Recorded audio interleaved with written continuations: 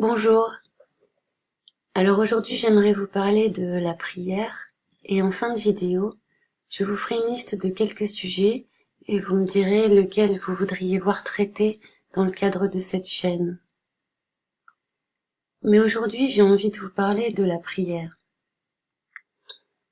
Alors je ne sais pas si vous priez, je ne sais pas si vous êtes croyant, puis ça m'est égal.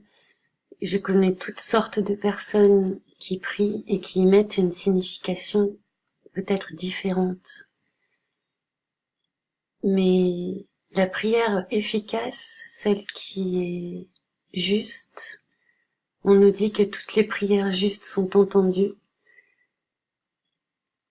C'est un moment de recueillement dans la journée. C'est un moment où on arrête ce qu'on est en train de faire, on sort du tourbillon dans lequel on se trouve, on se pose, on se recueille, on essaie de se recentrer sur soi-même. On essaie de voir si ce que on est en train de faire est dans le chemin qu'on s'est choisi et non un chemin qu'on subit. Donc c'est d'abord un moment de recueillement pour moi. Donc la prière n'a pas d'horaire particulier pour moi toujours, je vais parler qu'à partir de mon expérience personnelle, désolée, mais c'est la façon d'être le plus honnête possible. Ça ne veut pas dire que c'est un exemple à suivre. Disons que le soir, c'est bien de faire une prière pour passer une nuit agréable et pour peut-être faire un bilan de la journée, un petit examen de conscience. Le matin, peut-être que la prière, elle va plus être tournée vers le fait de bénir soi-même sa journée, de faire une bénédiction pour sa journée, d'imprégner d'une couleur la journée, de prévoir une atmosphère paisible. Et il y a aussi les prières avant de faire quelque chose d'important, c'est-à-dire de prendre conscience, quand on est devant un événement important, que ce qui va faire la différence, c'est le fait de se laisser porter par plus grand que nous, par le divin.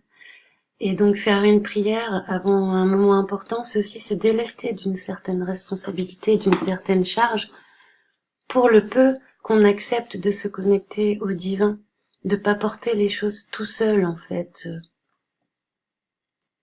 de chercher simplement à se faire aider, reconnaître que tout seul on n'y arrivera pas, quoi. Et ça, c'est un geste d'humilité qui est entendu dans une prière juste, je pense. Donc tout le monde, en fait, a le droit de prier. J'entendais Philippe Laguérie, dont j'écoute le catéchisme sur YouTube, qui disait que c'était justement les pécheurs qui avaient le plus besoin de prier. Donc la prière, elle est faite pour tout le monde. Tout le monde a le droit et mérite une aide, de demander de l'aide. Alors, c'est sûr que quand on est dans un moment de recueillement ou méditatif, on va dire, ou plutôt de parler de méditation qui renvoie à tout un courant de pensée actuel, mais parler plutôt de contemplation, on va prendre le mot plutôt des anciens, de se mettre dans un état de contemplation, c'est sans doute une très haute prière, une prière qui a une très haute importance. Mais on ne peut pas toujours arriver à cet état de contemplation entre deux portes, j'allais dire. Mais par contre, dire une petite prière rapide entre deux portes, je pense que c'est mieux que rien, que ça peut être aussi entendu et que c'est comme un rappel pour soi-même, quoi.